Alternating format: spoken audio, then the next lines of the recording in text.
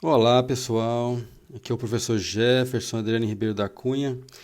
Com mais um tópico hoje, vamos falar sobre entropia segundo a lei da termodinâmica e essa é a nossa primeira aula sobre esse tema. Bem, nessa conversa nós falaremos sobre os processos reversíveis e irreversíveis que acontecem na natureza, trataremos sobre esse tema. Falaremos também sobre o funcionamento das máquinas térmicas, faremos uma abordagem do ponto de vista histórico e depois uma análise matemática dos ciclos que sustentam o funcionamento teórico de uma máquina térmica. Também abordaremos o cálculo da eficiência de uma máquina térmica. Tentaremos analisar com cuidado como que nós podemos proceder com o cálculo da eficiência de uma máquina térmica. E por fim falaremos sobre os refrigeradores, o coeficiente de performance dos refrigeradores. Vocês vão perceber que nós vamos poder fazer um experimento mental de construção de um refrigerador e tentar entender como que o coeficiente de performance determina quão bom seria um refrigerador. Bem, pessoal, processos reversíveis e irreversíveis. Existem vários processos na natureza que são unidirecionais. Essa palavra aqui é muito importante. Elas têm apenas uma direção preferencial para ocorrer. Ocorrem apenas em uma direção, e não vemos ocorrer na direção contrária. São os processos irreversíveis. Na natureza, ela é, na sua totalidade, irreversível. Nos seus processos, se a gente analisar a rigor, são irreversíveis. E como nós vamos ver mais à frente, os processos reversíveis são uma idealização de um processo ideal que a gente pode construir no experimento mental, ou mesmo um experimento bem delimitado com as suas condições, a qual nós conseguiremos fazer uma reversibilidade parcial do processo. Mas a natureza ela é, na sua totalidade, irreversível. Quando a gente solta um pêndulo, a gente pega um pêndulo e coloca para oscilar, então ele tem uma amplitude inicial, quando a amplitude que você soltou ele vai para frente, vai para trás, e ao longo do tempo, devido à irreversibilidade dos processos, o pêndulo ele vai perdendo sua amplitude, e a amplitude tende a zero. Então é natural que o pêndulo não retorne à posição inicial. Da mesma forma, por exemplo, quando você pega um frasco cheio de gás e abre esse frasco em um determinado ambiente, então o frasco ele se rompe, o gás expande e ocupa um novo volume bem superior ao volume do gás, ocupa o volume daquele ambiente que estava encerrando esse novo estado do gás. E o gás, a gente não vai ver naturalmente esse gás retornar para o frasco novamente, então outro processo irreversível. Então a natureza, a rigor, ela é irreversível e esses processos determinam, de certa forma, a seta a qual o tempo transcorre. Nós vamos ver daqui a pouco que nós podemos montar um processo reversível de forma ideal a conceber a reversibilidade do processo. Certo?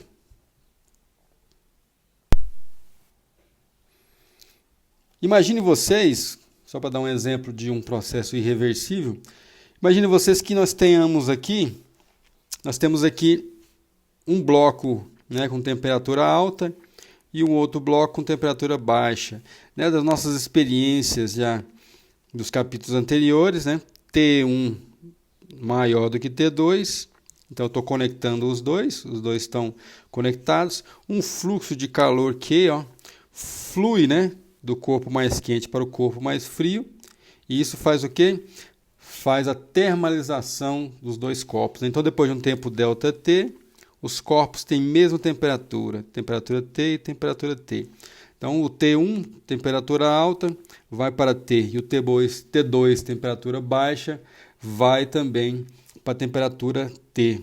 Então a gente pode equacionar o fluxo de calor para os dois corpos da seguinte forma. O Q1, que é a quantidade de calor do corpo 1, eu vou poder escrever da seguinte maneira, mCT menos T1.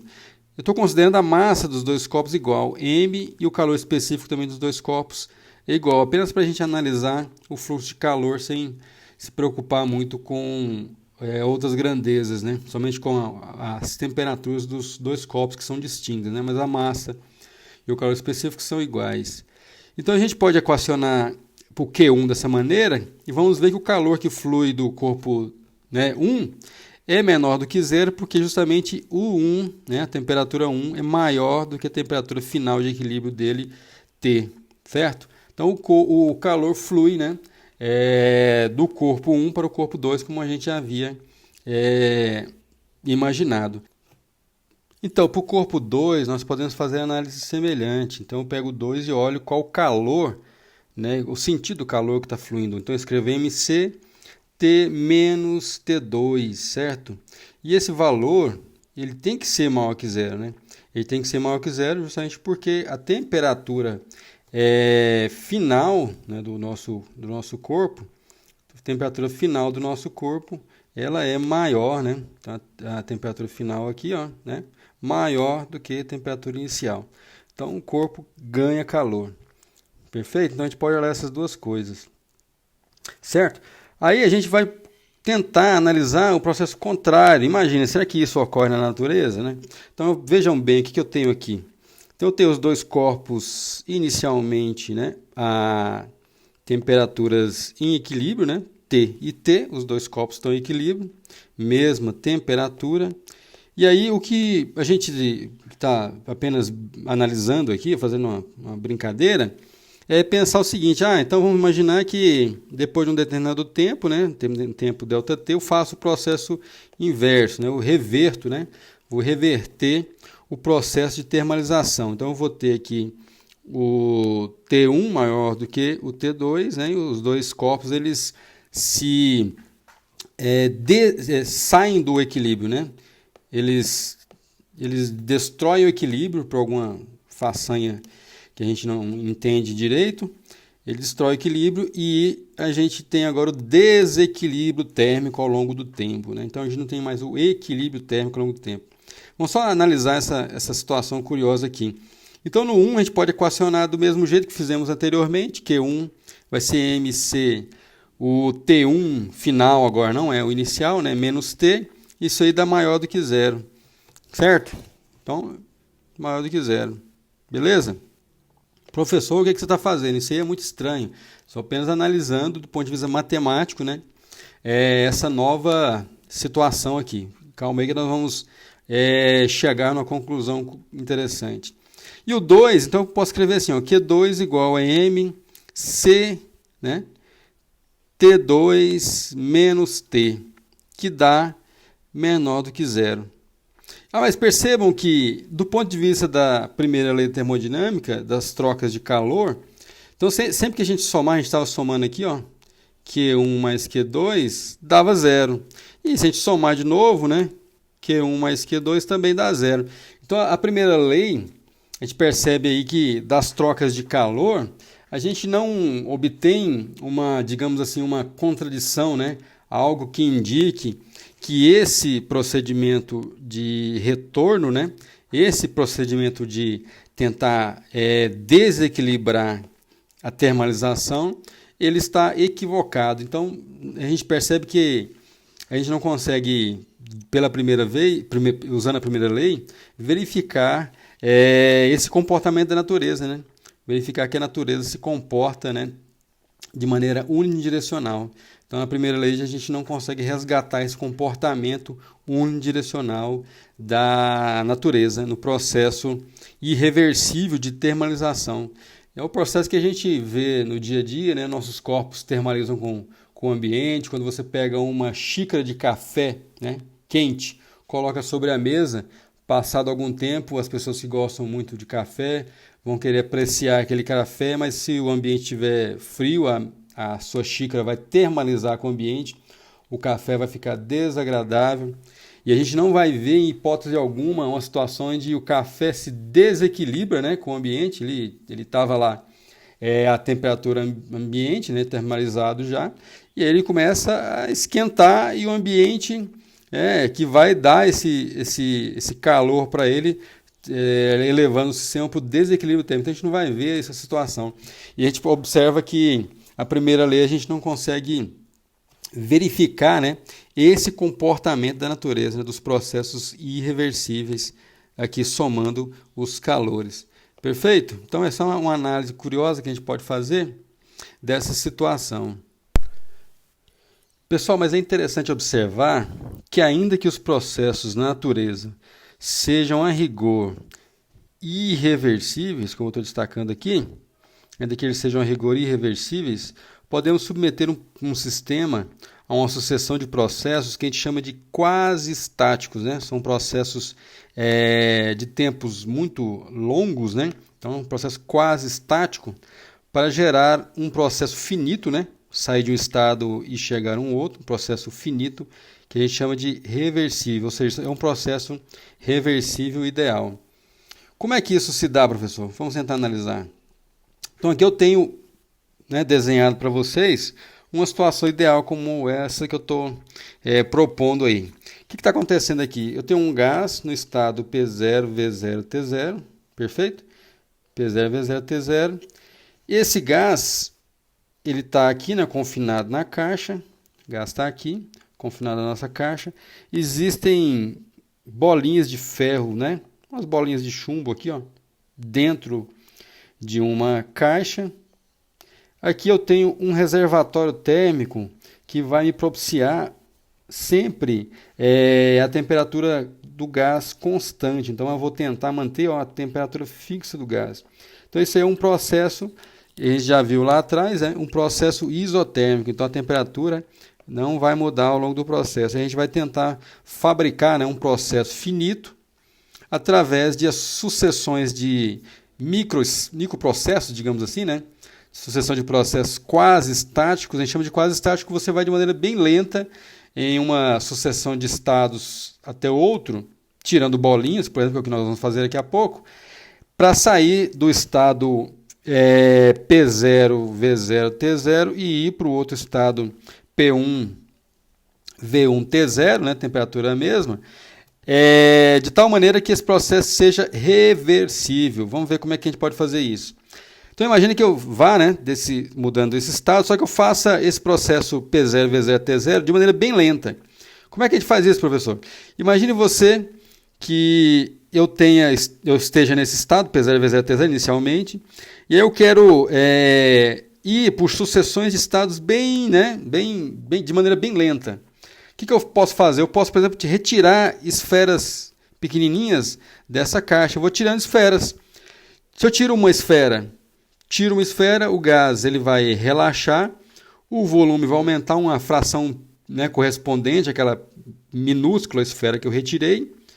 O gás vai relaxar e a temperatura do gás é de esperar que ela diminua. Mas olha só, a gente tem aqui o reservatório térmico que vai dar aquela fração mínima, né, de calor para o sistema conseguir retornar para a temperatura que estava antes. Então a gente vai fazendo isso de maneira gradativa. Tiro uma, tiro duas, né, tiro três, tiro várias esferas de maneira bem lenta, até conseguir o quê? Até conseguir chegar aqui no meu estado final P1, V1, T0.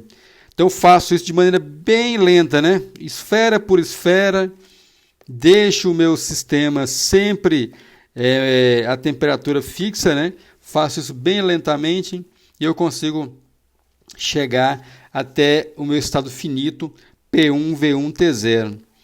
E vou conseguir fazer isso de maneira reversível, por quê? Porque eu posso depois ir colocando esferas, né? Eu posso colocar esferas aqui, uma após a outra, de maneira bem lenta e retornar ao estado P0, V0, T0. Então eu posso fazer a ida, né, por sucessões de, né, estados quase estáticos, né? Depois posso fazer a volta nessa brincadeira de tirar bolinhas indo, colocar bolinhas voltando.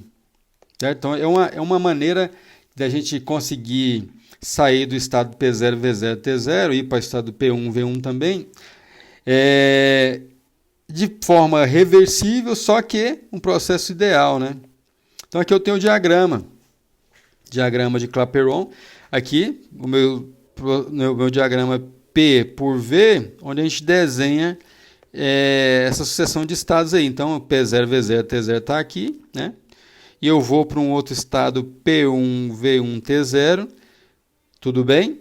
Vou para esse outro estado, numa sucessão aqui, ó, de estados quase estáticos, né? Uma sucessão de processos quase estáticos, retirando bolinhas, tudo bem? Retirando bolinhas, fazendo com que o meu sistema saia, né, desse estado, vá para o outro de maneira reversível. Então vejam que a gente tem uma correspondência entre, né, a variação do volume, retirando aqui bolinhas, e a introdução de calor. Eu só consigo fazer esse sistema, né, sair desse estado e para o outro com essas duas coisas sendo equivalentes, né? À medida que a gente tira bolinhas, o sistema é termalizado para manter a temperatura no mesmo valor.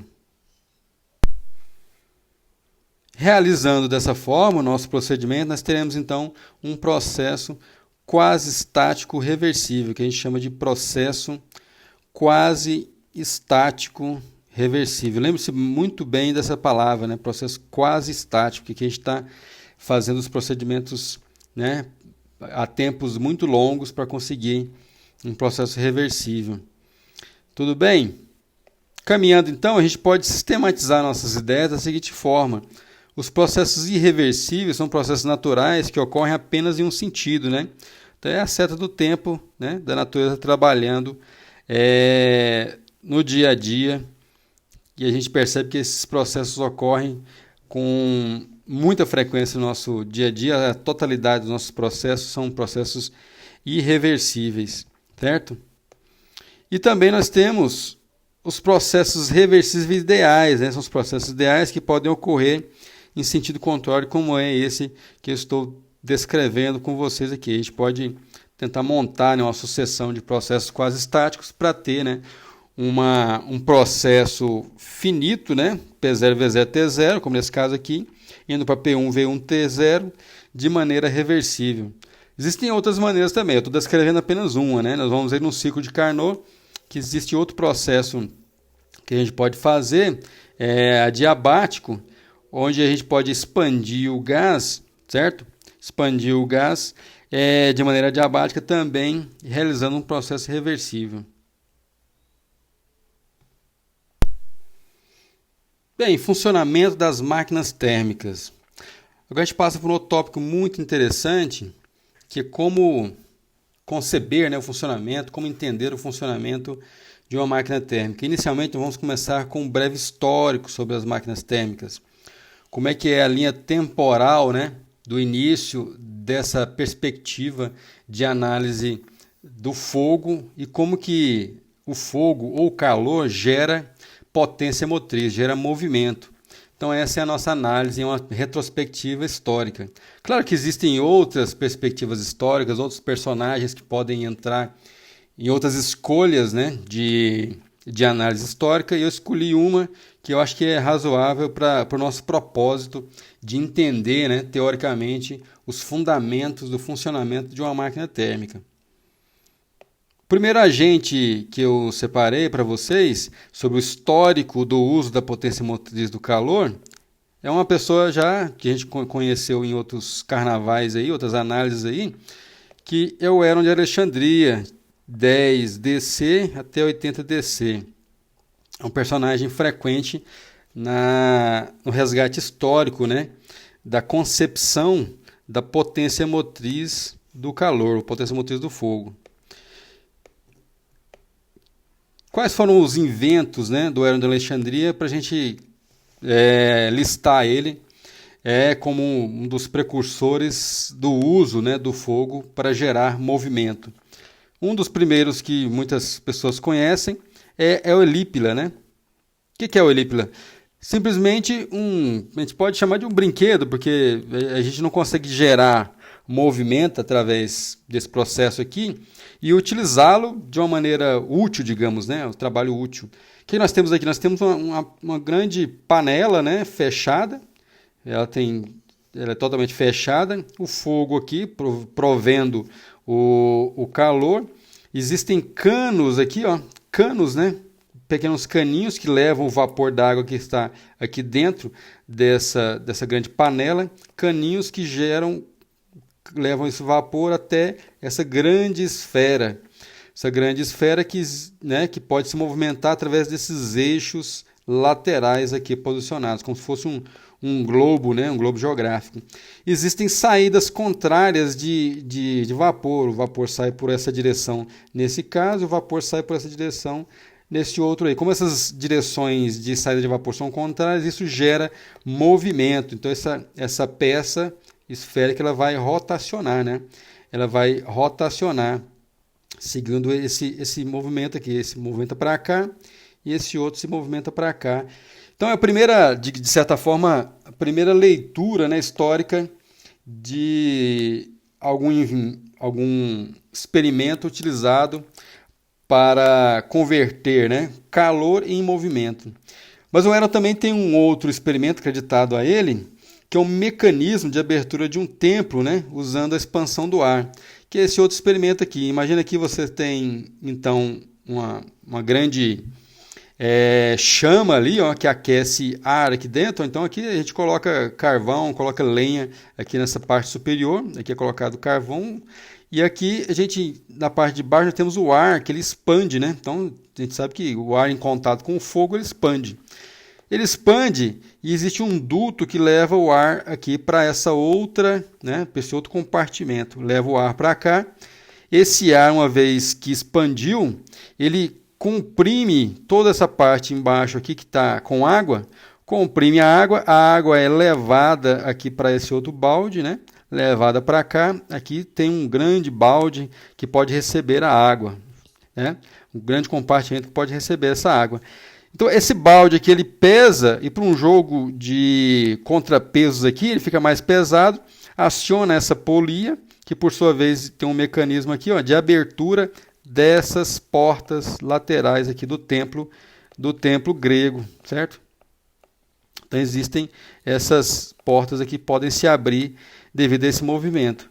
Uma vez que o gás ele esfriou, essa água volta aqui, né? Porque o equilíbrio hidrostático exige que ela retorne, né? O equilíbrio hidrostático exige que ela retorna para cá. E esse grande balde fica mais leve e a porta, né, volta a se fechar novamente. Então, o mecanismo de abertura das portas de um templo. Então, esses dois experimentos, né, tanto esse brinquedo, tanto esse aqui quanto a porta, são utilizados foram fabricados, né, de certa forma, por Herão de Alexandria. Bem, pessoal, continuando a nossa linha temporal dos eventos relacionados às máquinas térmicas, nosso próximo personagem é Thomas Savery. Está aqui apresentado a vocês o engenheiro militar Thomas Savery. Thomas Savery tinha um problema, que era um problema da Inglaterra, né? A Inglaterra, com suas minas de carvão, como está ilustrado aqui. Então, a Inglaterra tinha muitas minas de carvão e essas minas, a gente pode... É até intuitivo isso, né? Então existe uma mina de carvão, você vai retirando o carvão da mina, você vai perfurando, né, cada vez mais fundo na mina e, né, em determinado momento você se depara com água, né? Então a mina fica inundada de água. E esse processo de retirada de água das minas inglesas era feito manualmente ou via força animal, né? Então as bombas hidráulicas já era desenvolvida por Galileu, né, há muito tempo. E essas bombas eram utilizadas nas minas inglesas justamente para bombear a água usando o trabalho animal. Então a bomba lá, você pegava o animal, punha ele para trabalhar e retirar água das minas de carvão. Mas esse processo era muito demorado e muito caro também, né? Pagar alguém para fazer isso ou usar mão de obra animal para fazer isso tem seus custos, né? E além de ser um processo muito ineficiente, né? Demora muito para ser realizado. Então o Thomas Savery teve uma brilhante ideia baseada em outros trabalhos, talvez inspirado em Herón de Alexandria, ele construiu uma máquina, aqui está a máquina de Savary, onde utilizava aquele princípio da geração de vácuo parcial para bombear água. Então, ele não usava a bomba lá do Galileu Galilei, ele usava o princípio de geração de vácuo parcial. Então você imagina um compartimento onde você ejeta vapor de água, certo? Ejetou vapor de água, a gente sabe que o vapor de água ocupa um volume a uma determinada temperatura, e aí em seguida ejetava a água, cancelava por um sistema de válvulas, cancelava o vapor de água e depois ejetava a água fria dentro dessa câmara. A gente sabe que quando se ejeta água fria na câmara, cria-se um vácuo parcial. Esse vácuo parcial sugava a água, né, das minas, sugava a água para esse compartimento.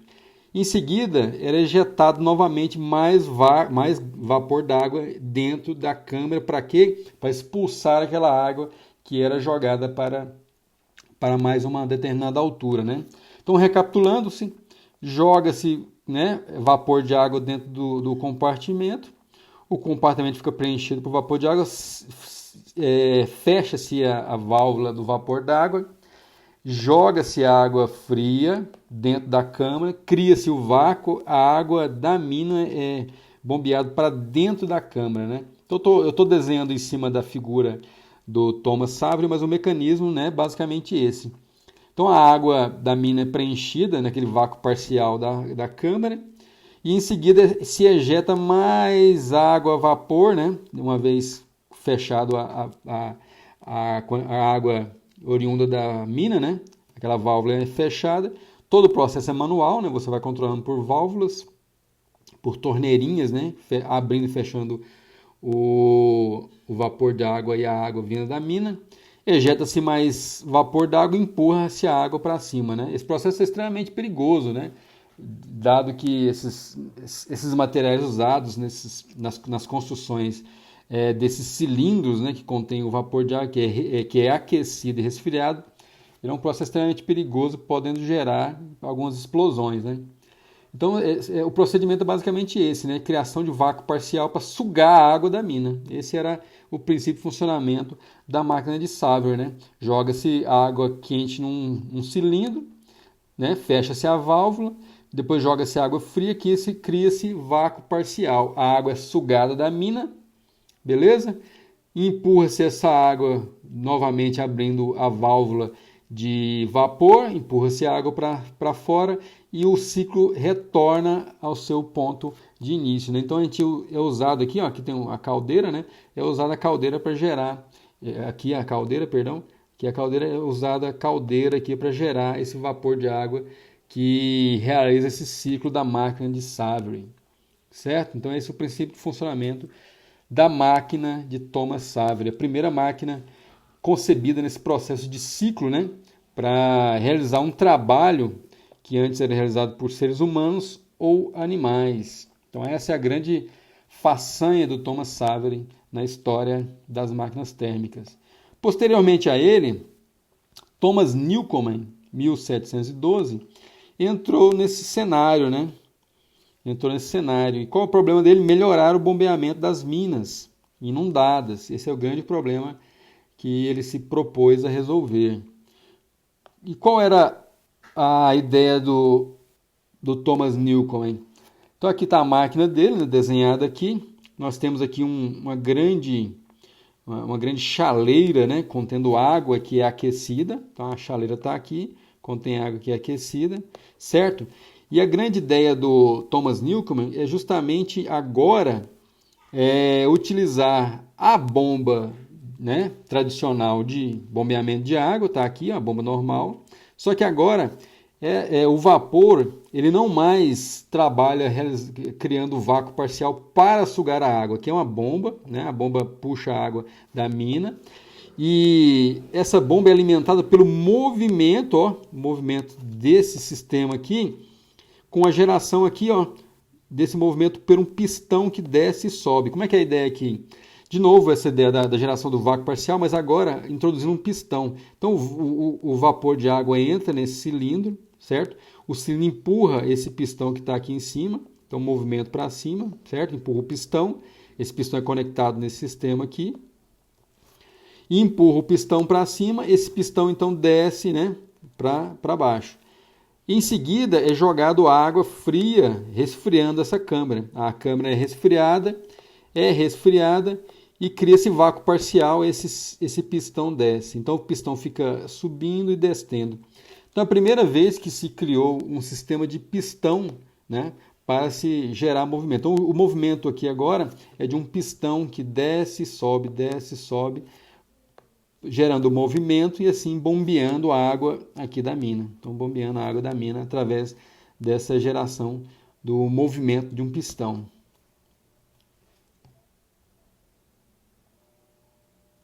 Na sequência dos fatos históricos, surge um outro personagem muito conhecido por todos, que é James Watt.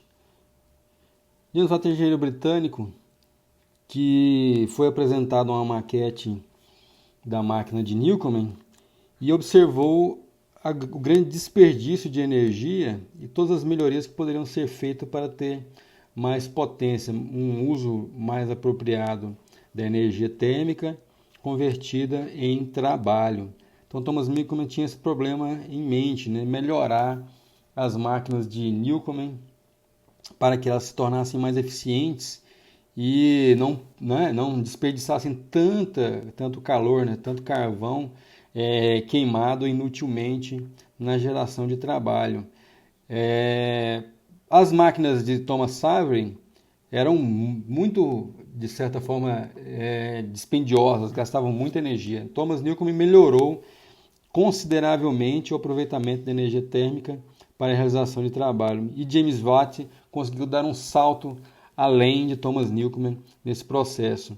Ele conseguiu construir uma máquina, realizando várias melhorias, né, entre melhorias mecânicas, vários procedimentos mecânicos realizados na máquina de Thomas Newcomen, conseguindo assim um salto em termos de potência e eficiência. Potência e eficiência eram as grandes buscas, né, da época das melhorias das máquinas térmicas. Devido aos trabalhos de James Watt, né, que a gente consegue hoje relacionar o nome dele a essa unidade de potência usada na física, que é o watt, né? Energia convertida, né? Energia usada no tempo, né? Ou energia oriunda da queima de algum material, gerando calor e assim convertida em movimento, certo? Energia por tempo recebe a unidade de watt em homenagem a ele. Com o James Watt, que as máquinas a vapor se proliferaram, né, na Inglaterra, nas fábricas, posteriormente nas locomotivas, nos navios, né? Então ele conseguiu otimizar esse processo de conversão de energia térmica em, né, movimento, em trabalho, e com ele é que as máquinas térmicas ganharam, né, uma popularidade no uso e também nos vários processos, né, de realização de trabalho que antes eram realizados por animais ou pelos seres humanos.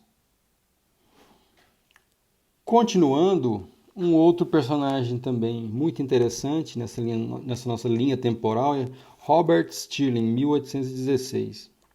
Robert Stirling queria resolver um problema da época também, um problema muito importante. Então estamos aqui com Robert Stirling, pastor escocês. Qual o problema que ele queria resolver? Era o problema das frequentes explosões nas caldeiras das máquinas a vapor. Então, as máquinas a vapor padeciam dessa grande dificuldade, né? A caldeira, né, quando ela superaquece, ela gera explosão, devido principalmente às condições siderúrgicas, né, de construção dessas caldeiras. Eventualmente ocorriam muitos acidentes nas fábricas das máquinas a vapor de James Watt, né, seguindo o princípio Watt de construção dessas máquinas. Ocorriam muitas explosões e assim muitas pessoas vinham a morrer devido às explosões. Analisando essa problemática, Robert Stirling concebeu uma nova maneira de se converter energia térmica em trabalho. Então aqui nós temos a máquina de combustão externa, né?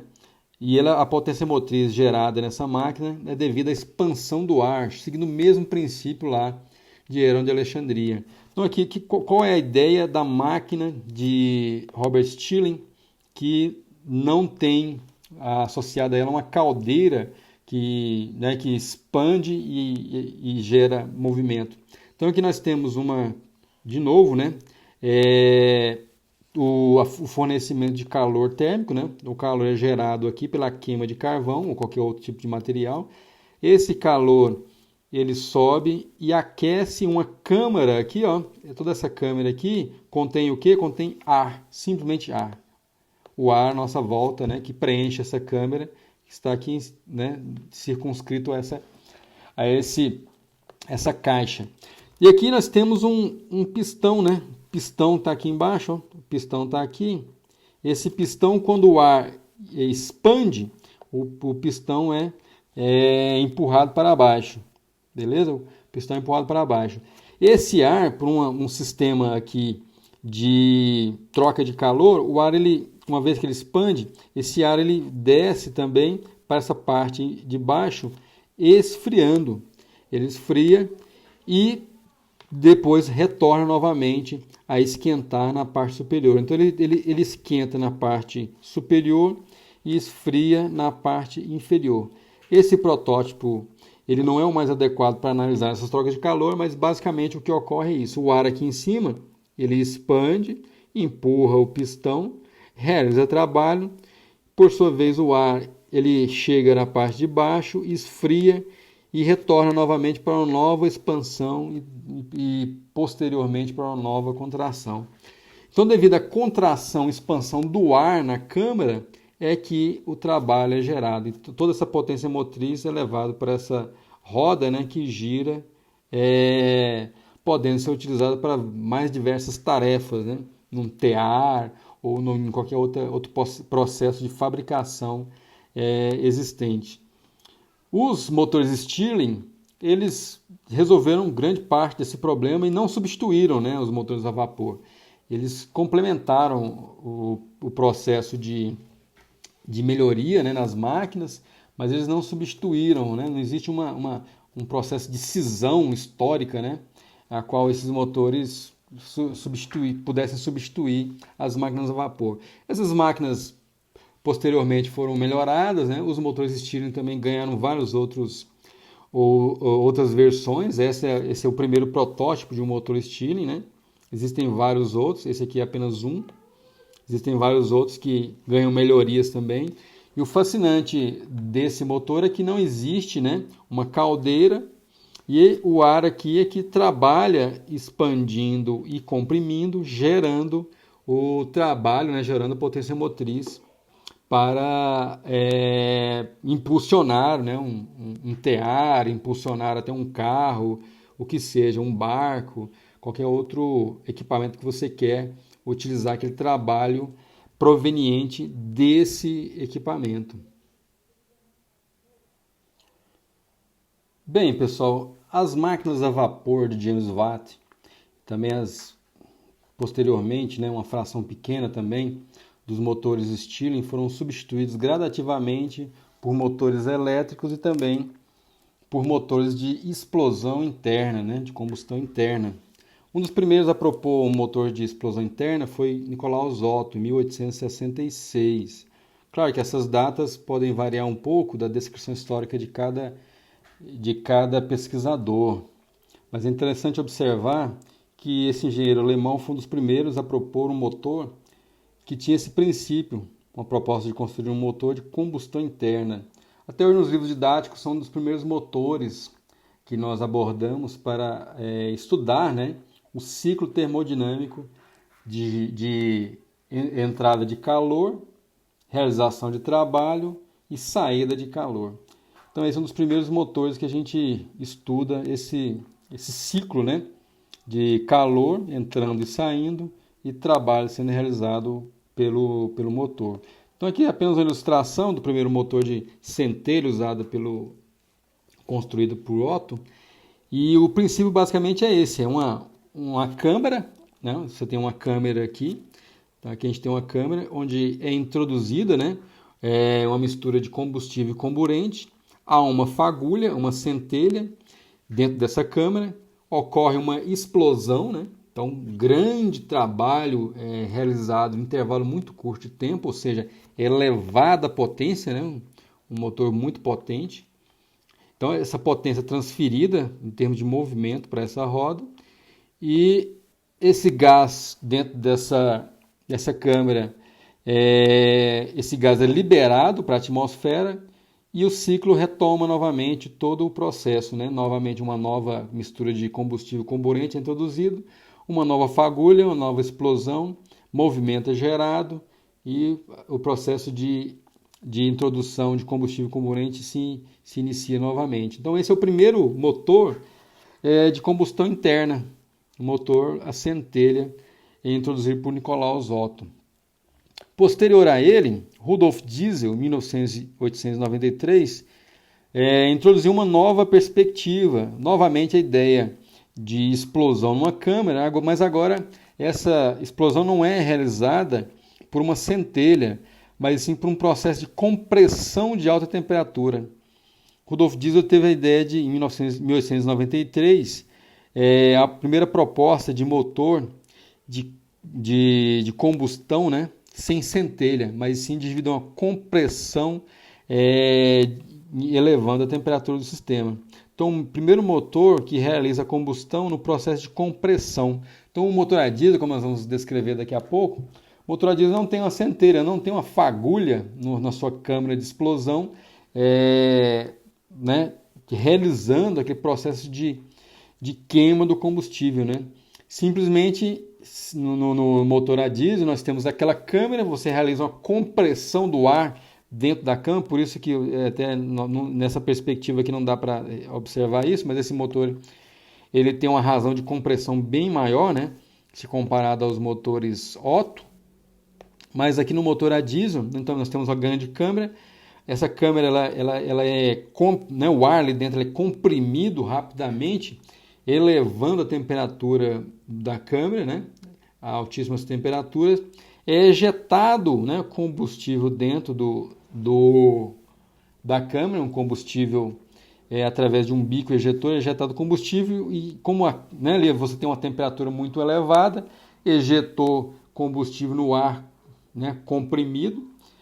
Então, esse processo há a queima do combustível e a realização do trabalho nesse processo. Então, esse é o princípio de funcionamento do motor diesel comparado com o motor Otto, que nós vamos ver de forma mais detalhada nos próximos capítulos, né, dessa nossa novela.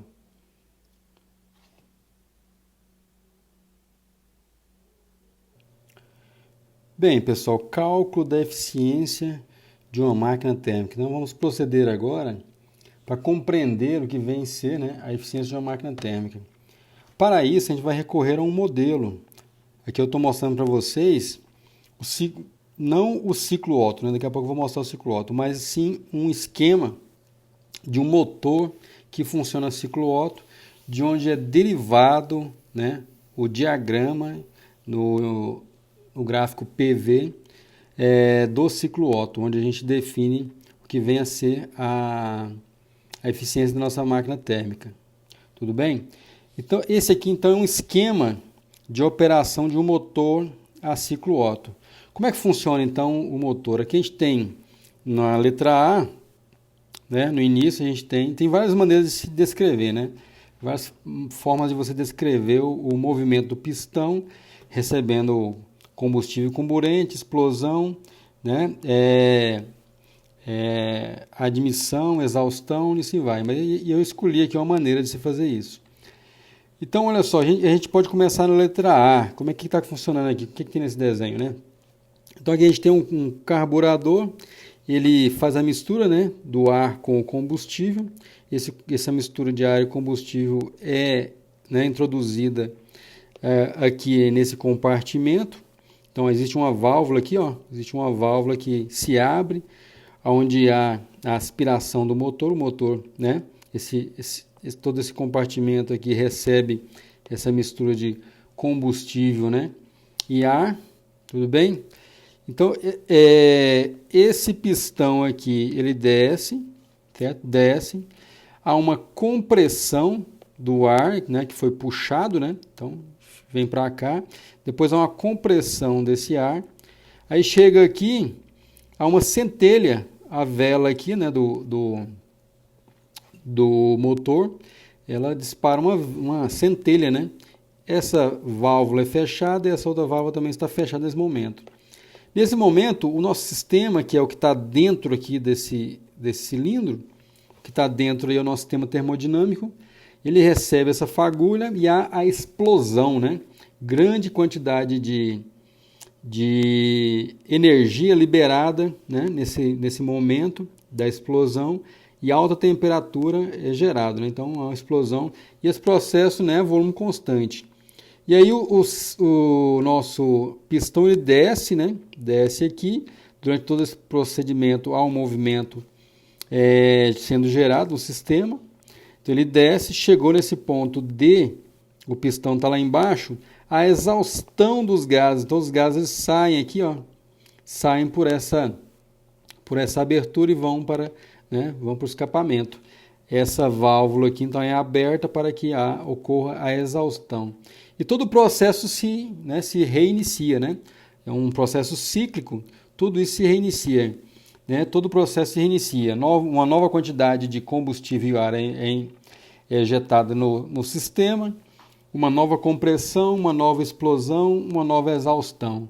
E assim vai, né? Então é um ciclo que se reinicia, gerando assim, ó, movimento aqui, devido à queima do combustível. Tudo bem?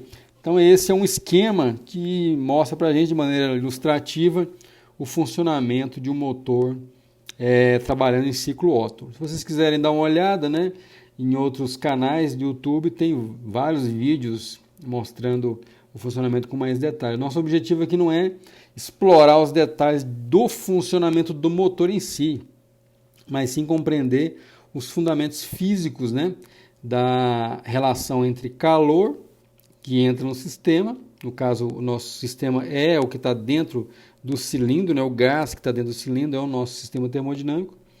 Calor no sistema termodinâmico, como que esse sistema realiza trabalho, né, porque uma vez que ele expande rapidamente aqui, né, a explosão, ele realiza trabalho.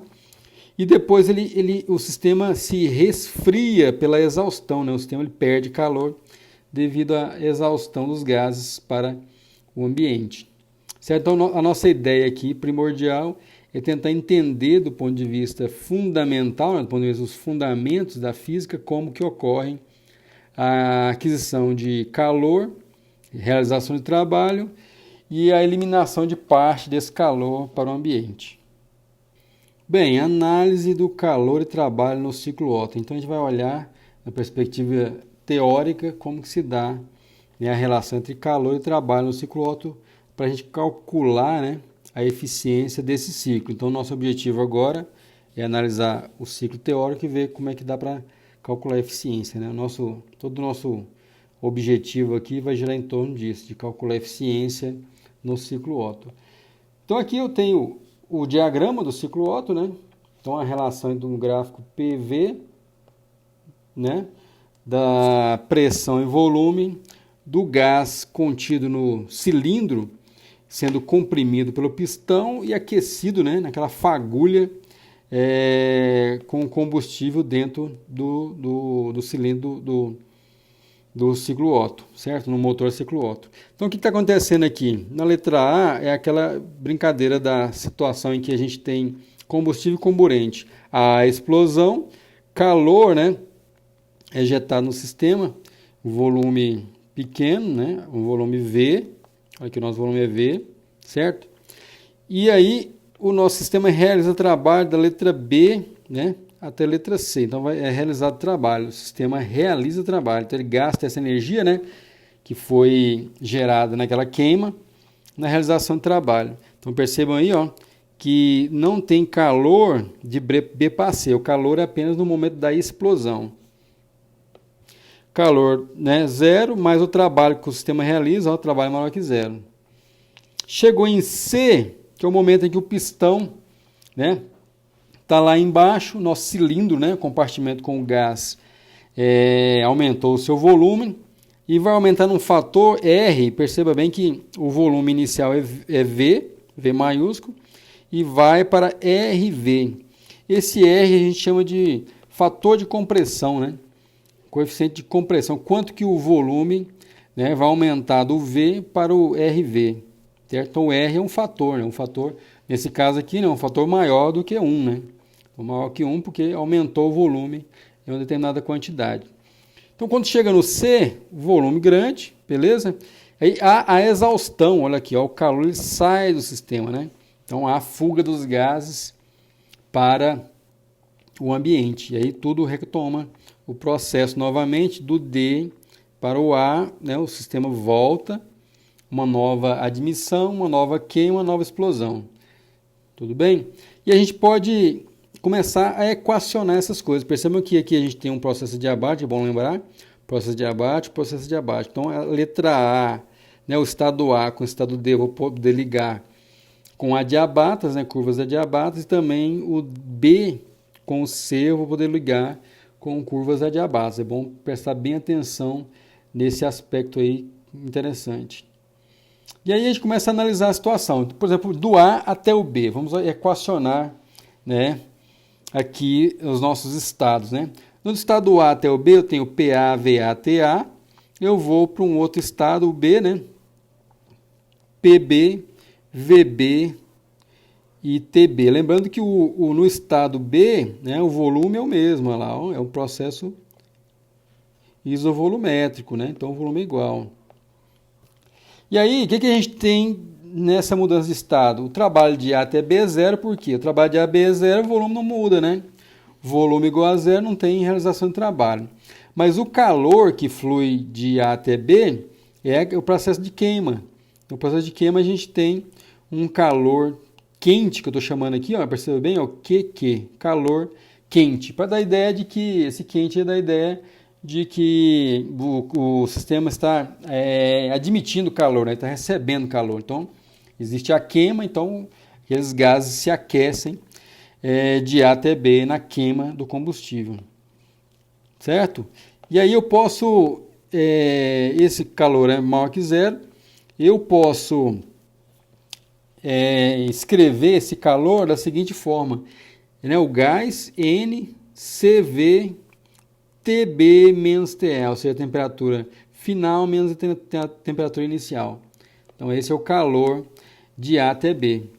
A gente pode continuar nosso procedimento indo de B até C. Então, eu escrevo PB VA, o volume ainda tanto faz escrever VA como VB, né? O volume é igual, ou simplesmente V, né? Que é o volume lá em A e B. Então, eu saio de B e vou até o volume C, então é PB VA TB. Vou até VC, PC, VC, TC. O trabalho de B até C, agora existe trabalho. E o trabalho está ocorrendo em um processo adiabático. Lembra lá, né? O trabalho é maior que zero. Então, o trabalho é maior que zero, eu vou poder escrever QBC, né? Igual a zero, por quê? Processo adiabático, né? Na expansão de B até C, vocês podem perceber que no ciclo Otto, na expansão, a gente não tem calor, né? O calor só ocorre naquela explosão de A até B.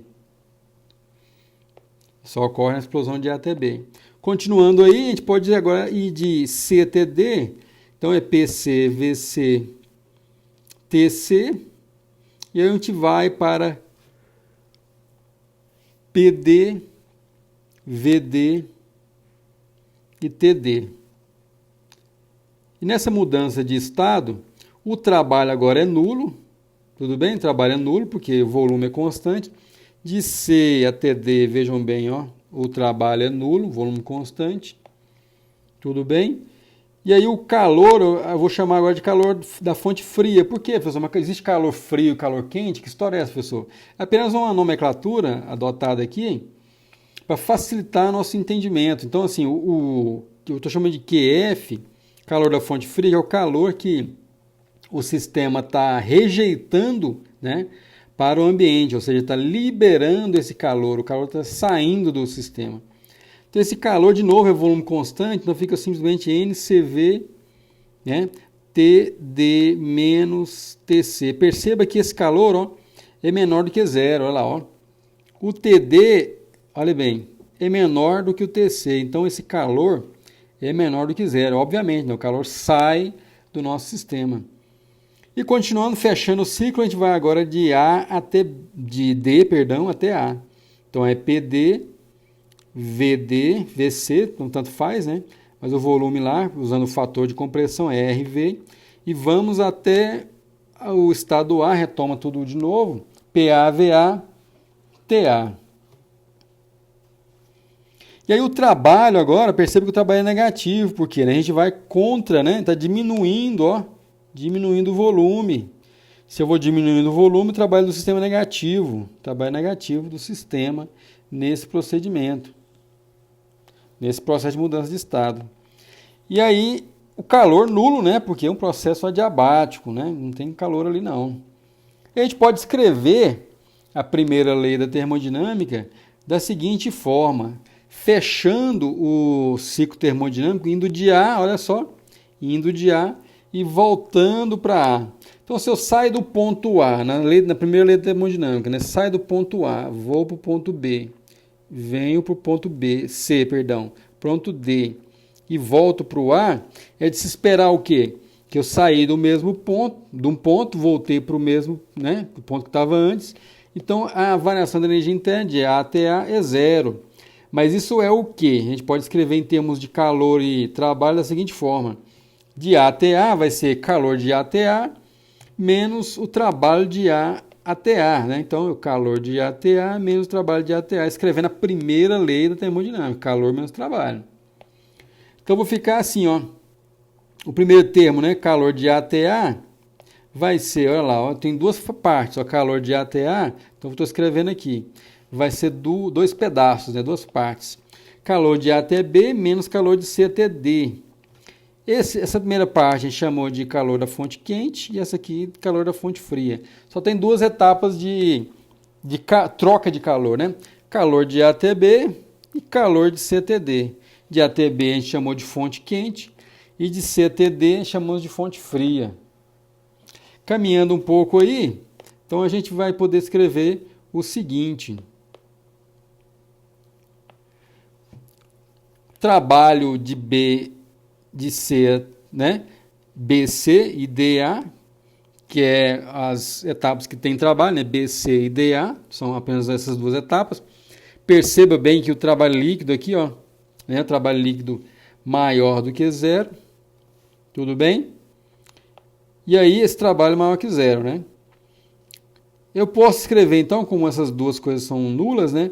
Então, calor de A até B menos calor de C até D, que é o QQ menos QF, menos o trabalho, naturalmente, vai ser igual a zero, né? Eu posso escrever exatamente essa equação, né? O seu trabalho, isso tudo tem que dar zero, porque eu saí de um ponto e voltei para o mesmo ponto. Então, isso implica o quê? Que o trabalho, pegando o trabalho e passando para o outro lado, então eu vou pegar esse trabalho aqui, né? O trabalho líquido, vou escrever apenas como W, o trabalho líquido vai ser igual. Perceba outro detalhe curioso aqui, né? Eu já estou colocando, ó, o sinal na equação. Então, aqui nessa outra equação, olha para cá, ó, nessa equação aqui, eu não explicitei o sinal, beleza? Não explicitei o sinal, apenas disse que é menor que zero. Agora, na primeira lei, a gente já está colocando, ó, colocando o sinal aqui. Então, o que vem do lado do sinal é um valor absoluto. Tudo bem? É uma coisa importante a ser observada. Então, isolando aí, então eu vou ficar com trabalho de A até B menos, né, calor de A até B menos calor de C até D. Então, o calor aí, o trabalho vai ser o QQ menos o QF, ou seja, o calor da fonte quente menos o calor da fonte fria é o trabalho, percebam, né? Então, quando há a explosão, toda aquela energia da explosão, parte é destinada ao movimento, né? A realização de trabalho, e parte do calor é despejado ao ambiente. Então, aquela explosão, ela nesse ciclo aí, não é toda aquela energia da explosão que vai para o trabalho, não tem como fazer isso. Parte dessa energia vai para o trabalho, parte vai para a fonte fria, né? Tem que rejeitar parte do calor justamente para o sistema conseguir gerar um novo para realizar um novo ciclo, né? A gente pode definir uma grandeza chamada eficiência. Vamos chamar essa grandeza eficiência com a letra E, designar ela pela letra E. A eficiência é tão somente o trabalho, a energia que eu estou retirando da máquina, é uma grandeza interessante, né, da definição. Então, o trabalho, a eficiência para a gente vai ser o quê? A energia que eu consigo tirar da máquina pela energia que está sendo colocada na máquina em termos de calor. Então, é o que eu consigo tirar pelo que está sendo fornecido à máquina. A máquina simplesmente converte essa energia, né, em trabalho. Então, a máquina é um instrumento de conversão de energia em trabalho, energia térmica em trabalho. E a eficiência é um número para a gente que dá exatamente essa relação entre quanto de energia térmica você fornece para a máquina e quanto disso está sendo, né, convertido em trabalho. No caso aí do ciclone, a gente pode escrever o seguinte, né? A eficiência vai ser, o trabalho é quem lá? O trabalho é simplesmente QQ menos QF. O trabalho é QQ menos QF. Então já está aqui, né? QQ menos QF, dividido pelo QQ. Então, realizando uma álgebra bem simplesinha aí, eu vou ficar então o QQ, né? O QQ cancela com o QQ. Calor da fonte quente cancela. Vou ficar então com 1 menos QF sobre o QQ. Isso dá para a gente, então, escrevendo agora o QF em termos, né, do processo isovolumétrico. Então, vai ficar, então, NCV TC menos TD. Dividido por quem? NCV também, né, o mesmo número. TB menos TA. Veja aí, ó, que a gente já inverteu a equação e colocamos um valor absoluto. Ó, o TC maior, ó, que o TD. Já invertemos aqui, para colocar o sinal de fora. Então, essa grandeza que aparece aqui, ó, é um valor absoluto, é um número, né? É 2, é 10, é 20, né? 40. E o sinal, ó, aparece do lado aqui, ó. Então, o sinal aparece do lado. Isso é igual, então, fazendo nossas continhas, cancela o N com N, o CV cancela também. Então, a gente vai ficar com 1 menos, né, TC menos TD sobre TB menos TA.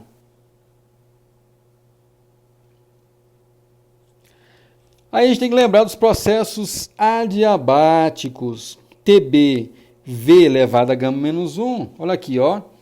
Se eu estou no B, se a gente está aqui no B, qual que é o volume? O volume é V.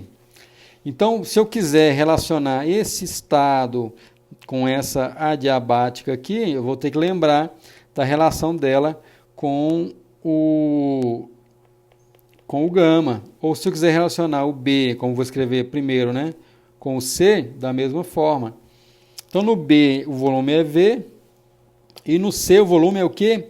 RV. Então, fica R elevado a gama menos 1, V elevado a gama menos 1. E aí, TA, V elevado a gama menos 1, né? TD, R elevado a gama menos 1, V, R elevado a gama menos 1 também. Aí os V se cancelam, a gente pode cancelar o V elevado a gama menos 1, eles são iguais, né, dos dois lados, se cancelam. E a gente fica finalmente com uma equação mais enxuta. Então, vou ficar com TB igual a TC, R elevado a gama menos 1, e TA igual a TD, R elevado a gama menos 1. Tudo bem? Aí eu vou colocar essas duas relações, né? Pego esse A, coloco aqui, né? Coloco aqui, pego esse B, coloco aqui. Então, fazendo essa jogada, fazendo essa brincadeira aí, dessa substituição, nós vamos ficar finalmente com uma equação que é assim, ó, E igual, né? A eficiência vai ser 1 menos o TC menos TD, a gente repete ele, dividido por TC R elevado a gama menos 1, menos o TD R elevado a gama menos 1. Tudo bem? Então, aqui, né? TC menos TD R elevado a gama menos 1. Aqui, TD, né? R elevado a gama menos 1.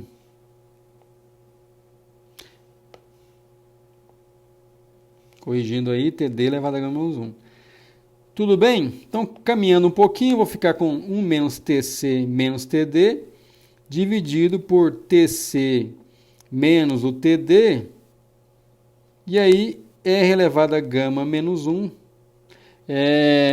fatorando aí no termo. Eu posso cancelar então lá, eu cancelo, né, um termo com o outro. Cancelando um termo com o outro, olha aí o que eu vou ter então.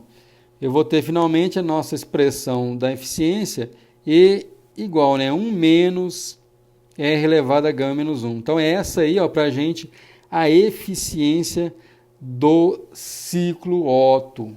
Tudo bem? Esse R, como eu comentei com vocês, é o fator de compressão. Como que o volume, né, aumenta em relação ao volume inicial, como o volume final aumenta em relação ao volume inicial. E o gama, é nosso amiguinho gama lá, o Cp sobre Cv, né, é o fator gama dos gases ideais. Certo, gente? Uma vez que a gente entendeu, né, o funcionamento do ciclo Otto, que didaticamente ele é bem razoável, né, para a gente compreender os pontos principais, se faz interessante a gente tentar sistematizar o funcionamento de uma máquina térmica. Então, como é que funciona um esquema de uma máquina térmica? O que a gente tem, então? Basicamente, uma máquina térmica, né, do ponto de vista teórico, funciona da seguinte forma. A gente tem um reservatório a alta temperatura, estou chamando de reservatório TQ, né, um reservatório de alta temperatura, está aqui, certo? Temperatura quente, TQ. Esse reservatório, então, ele trabalha, esse é um esquema bem geral, ele trabalha fornecendo energia térmica para a máquina, né? O fluxo de calor QQ vai entrar na máquina. Parte desse calor, né, é convertido em trabalho, a gente consegue gerar trabalho com esse calor. E a gente tem que necessariamente rejeitar parte desse calor para o ambiente. O nosso ambiente é o nosso reservatório, né, de baixa temperatura, temperatura TF. Tudo bem? Então esse é o funcionamento de uma máquina térmica, um esquema de fluxo de calor, né, e trabalho. Essa aqui é a nossa máquina trabalhando em ciclos, né, convertendo o calor da fonte quente em trabalho e rejeitando parte desse calor para a fonte fria. Então percebam vocês que aqui a gente, né, tentamos manter a conservação de energia, todo o calor que vai, né, tanto para o ambiente quanto para a realização de trabalho, né, é oriundo de quem? Oriundo da fonte quente, certo? Então toda máquina vai trabalhar nessa perspectiva. E a gente pode equacionar as coisas aqui, né? A variação da energia interna sempre vai ser zero. Quando você fechar o ciclo, né, sai de um ponto e volta para o mesmo. A gente sempre vai escrever QQ menos QF menos o nosso W. Né? E aí eu sempre vou poder conseguir tirar o trabalho como sendo a diferença, né, de calor da fonte quente menos o calor da fonte fria. Tudo bem? Então essa aí é a relação que a gente obtém do esquema da máquina térmica. E aí a gente vai sempre escrever nosso interesse grande aqui, como era o interesse de vários cientistas que trabalharam com as máquinas, é entender como que é a relação entre trabalho e calor da fonte quente na expressão da eficiência da máquina. Bem, pessoal, refrigeradores e o coeficiente de desempenho dos refrigeradores. Então, a gente usa o termo coeficiente de desempenho ou também o coeficiente de performance, né, para indicar a relação entre trabalho que a gente tem que fornecer para um refrigerador e a quantidade de calor que ele retira, né, de um alimento ou do ambiente, do local que nós queremos refrigerar. Mas para a gente entender esse conceito, a gente tem que primeiro compreender os fundamentos de funcionamento de um refrigerador.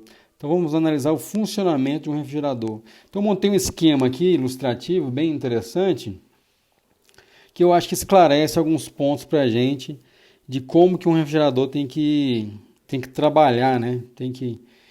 Como é que ele tem que funcionar.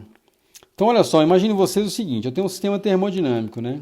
Nosso sistema, novamente, um gás.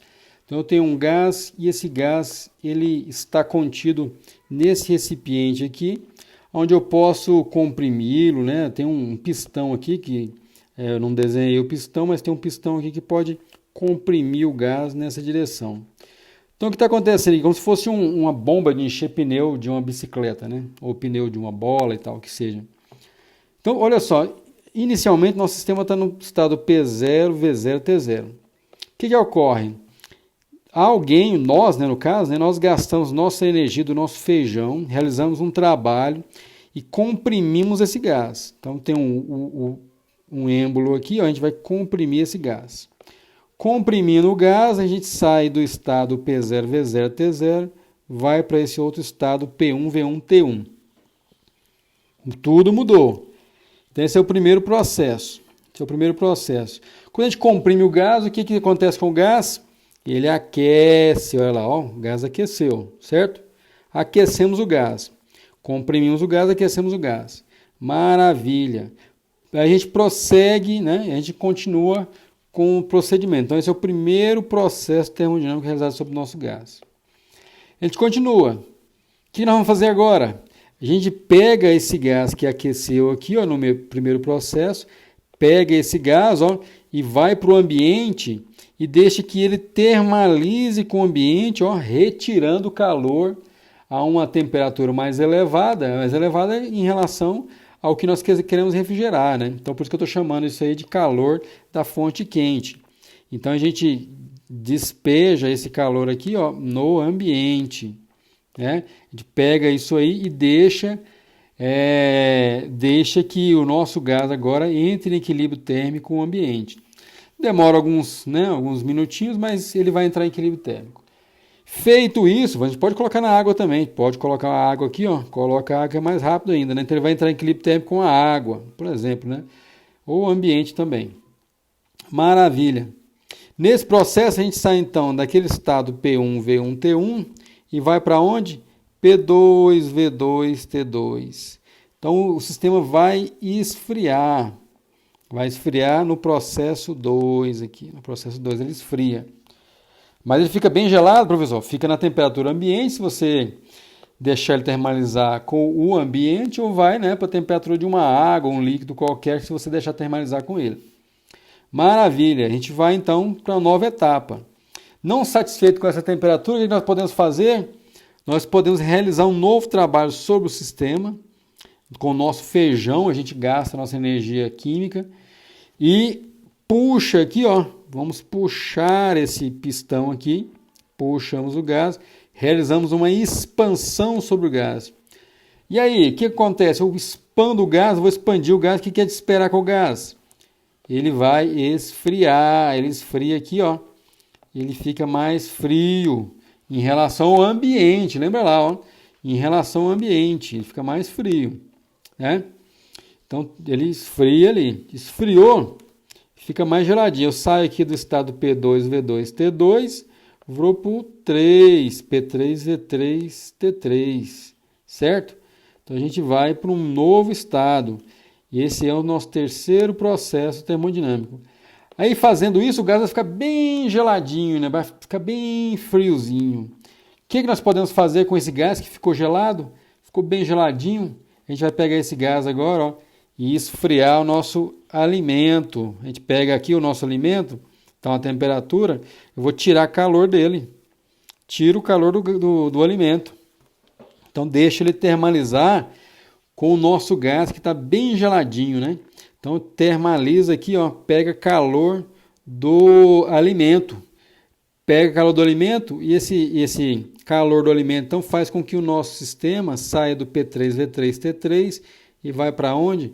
Vai para o estado inicial. Então volta-se para o estado inicial na quarta etapa e a gente pode realizar um novo procedimento de compressão. O gás fica quente, posso ter uma nova compressão, uma nova expansão, né? Tudo vai se iniciar novamente. Então se a gente quer construir um refrigerador, uma máquina que refrigera, esse é o procedimento. Então, o que está acontecendo aqui? Nós gastamos o nosso feijão, o nosso trabalho, ó, gastamos a nossa energia química para retirar calor do alimento e damos para quem? Damos para o ambiente. Então, é isso que a gente está fazendo aqui. A gente está retirando calor do alimento, fornecendo ao ambiente. A qual custo? Ao custo do nosso trabalho, né? Da nossa energia. Então, esse é o princípio básico de funcionamento de um refrigerador. Então, a gente realiza trabalho. Olha lá, eu estou pegando aqui, né? Empurrando, comprimindo e expandindo um gás. Comprimo, esquenta, despejo o calor no ambiente, expando, ele esfria, puxa o calor do alimento. Então, nesse procedimento, a gente realiza trabalho, o trabalho está aqui, tiramos calor do alimento e damos calor, nesse calor, para o ambiente. Percebam vocês que esse calor que a gente tira do ambiente, do alimento, perdão, não é o mesmo que a gente, né, jogou lá no ambiente. São calores distintos, né? Se fosse igual, o ambiente e o alimento estaria no mesmo equilíbrio térmico, né? Estão em temperaturas distintas. Então, esse é o procedimento que a gente pode utilizar se quisermos montar o nosso refrigerador, né? A nossa máquina de refrigeração. Então, isso aí também se caracteriza como uma bomba, né? de calor, né? Como uma bomba no sentido de bombear, né? Estamos bombeando calor do alimento para o ambiente. Estamos bombeando o calor do alimento para o ambiente. Certo? Bem, pessoal, continuando a nossa análise, né? Baseado naquele modelo que eu mostrei para vocês, o que a gente pode fazer agora? Olha só. Aqui eu estou mostrando agora um sistema, um diagrama aqui, que é justamente, né, o nosso gás saindo do estado P0, V0, T0, indo para P1, V1, T1, depois P2, V2, T2, e chegando aqui em P3, V3, T3, depois retornando para o estado inicial. A gente pode fazer alguns equacionamentos aqui, né? A gente pode equacionar algumas coisinhas aqui, né? O sistema está rejeitando calor a uma temperatura alta e adquirindo calor a uma temperatura baixa. Podemos equacionar esse procedimento da seguinte maneira. Então, a gente tem nesse nosso diagrama, certo? Como nós construímos anteriormente, e a gente pode fazer algumas considerações, né? Se eu saio do estado zero, volto para o estado zero, como a gente já havia feito no caso do ciclo Otto, então eu posso somar o calor e menos o trabalho na primeira lei. Então, eu simplesmente, né, saio do estado zero, volto para o estado zero, olhando aqui a questão do calor menos o trabalho na primeira lei. Tudo bem? Analisando isso aí, então eu vou ter o seguinte: o calor de 0 até 0 vai ser simplesmente o calor da fonte fria menos o calor da fonte quente. Quem tá recebendo calor? No caso, está recebendo calor da fonte fria. Então, cedendo calor para a fonte quente. Então, por isso que o QF é positivo agora e o QQ negativo, menos o trabalho. Mas o trabalho, percebam bem, o trabalho é negativo, né? Por quê? Porque a curva de baixo, ó, né? A curva de cima aqui volta, olha lá, ó. A curva de cima está voltando, a curva de baixo está indo. Então, a área abaixo da curva, se a gente analisar direitinho, a área abaixo da curva é negativa. Por isso, aquele menos lá que eu mostrei para vocês. Menos, né? Menos o trabalho aqui negativo.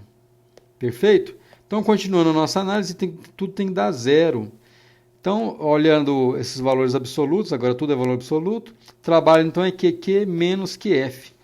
QQ menos QF é o nosso trabalho. Simplesmente pegamos esse termo que está aqui negativo, né? O termo aqui troca o sinal e vai para o outro lado da igualdade QQ menos QF. Trabalho então QQ menos QF. E a gente pode definir uma grandeza chamada coeficiente de performance, né? Certo? O coeficiente de performance para a gente ele tem um significado muito grande no refrigerador, que é a quantidade de calor que a gente consegue extrair pelo trabalho fornecido ao sistema. Olha aí. Então aqui agora no caso da máquina, da nossa, continua sendo uma máquina térmica, né? Mas um refrigerador, a gente está interessado em observar o seguinte: quanto de calor a gente consegue retirar do alimento por trabalho fornecido. Olha aí, por trabalho fornecido. Então essa é a grande sacada no caso do refrigerador. Então, a gente está interessado nessa grandeza, né? A quantidade de calor que eu consigo tirar do alimento pelo trabalho que a gente executa sobre, né? sobre o alimento. Sobre o sistema, perdão. E a gente pode escrever, então, isso aí finalmente assim, ó. K, né, que é o coeficiente de performance, QF dividido por QQ menos QF. Né? Lembrando lá, ó, que o W virou QQ menos QF lá da primeira lei. Certo, gente? Então essa é outra maneira de a gente escrever o nosso coeficiente de performance do nosso refrigerador. Então é isso aí, pessoal. Até a próxima aula.